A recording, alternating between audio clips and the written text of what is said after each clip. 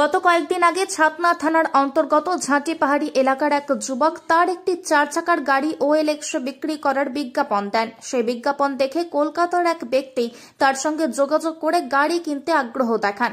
ফোনে কথাবার্তা হওয়ার পর নির্দিষ্ট করে দেওয়া দিনে ওই ব্যক্তি তার এক প্রতিনিধিকে কলকাতার সিটি ব্যাংকের একটি নির্দিষ্ট অঙ্কের ডিমান্ড ড্রাফট দিয়ে গাড়ি নিয়ে যাওয়ার জন্য বাঁকুড়ায় পাঠান। শনিবার থাকায় গাড়িটি কলকাতায় নিয়ে গেলেও ঝাঁটি পাহাড়ি ইউকো ব্যাংকের ডিমান্ড ড্রাফট জমা করতে পারেননি বিক্রয়কারী যুবক। মঙ্গলবার ওই যুবক ব্যাংকে গিয়ে জানতে পারেন তাকে দেব ওই ডিমান্ড ড্রাফট আসল নয়। যোগাযোগ করেন ওই ক্রেতার সঙ্গে। প্রথমবার ফোন রিসিভ করলেও পরবর্তী সময় তার সঙ্গে যোগাযোগ করা না যাওয়ায় পুলিশের দ্বারস্থ হন প্রতারিত যুবক। অবশেষে ছাতনা থানার ঝাঁটি পাহাড়ি ফাঁড়ির পুলিশ তদন্তে নেমে কলকাতা থেকে উদ্ধার করে ওই গাড়ি। এই ঘটনায় একজনকে গ্রেফতার করেছে ছাতনা থানার পুলিশ। পুলিশ সূত্রে জানা গিয়েছে অভিযুক্তের নাম সেলিম শেখ, বয়স 40 বছর। অভিযুক্ত ওই ব্যক্তিকে কলকাতা দত্তপুকুর এলাকা থেকে গাড়ি সমেত পাকড়াও করে পুলিশ। আজ অভিযুক্ত ওই ব্যক্তিকে বাঁকুড়া জেলা আদালতে পাঠায় ছাতনা থানার পুলিশ। এই ঘটনায় আরও কেউ যুক্ত রয়েছে কিনা সে বিষয়ে তদন্ত শুরু করেছে পুলিশ। ঘটনা বলতে আমার যেটা একটা আর্টিকা গাড়ি ছিল, বুঝতে পারছেন, ওই গাড়িটা আমি জাস্ট সেল করার জন্য OLX-এ অ্যাড দিই। সেল করার জন্য OLX-এ অ্যাড দেওয়ার জন্য সেটা আমাকে যেহেতু অনলাইনে অ্যাড দেওয়ার জন্য অনলাইন থেকে আমার সাথে কন্ট্যাক্ট হয় গাড়িটা কেনার জন্য।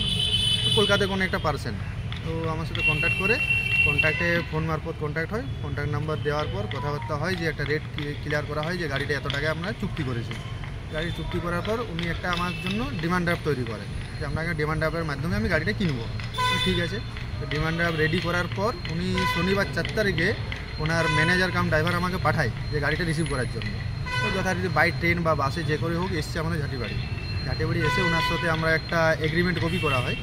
এগ্রিমেন্ট কপিতে সব কিছু লেখা হয় যে মালিক যে আসেনি তার পক্ষে হয়ে উনি গাড়িটা রিসিভ করছে, বুঝতে পারছেন, এবং সব কিছু পেপার ওয়ার্ক করার পর উনি আমার হাতে ডিমান্ড ড্রাফটটা দেওয়ার পর গাড়িটা উনি নিয়ে চলে যান কলকাতা। তারপর নেক্সট দিন ছিল সানডে দিন ব্যাংকে জমা হয়নি।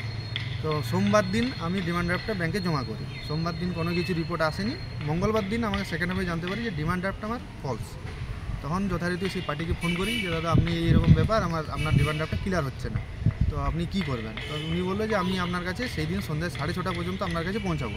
উনি বললেন আমি বর্ধমানে আছি, ওখান থেকে গিয়ে পৌঁছে যাব।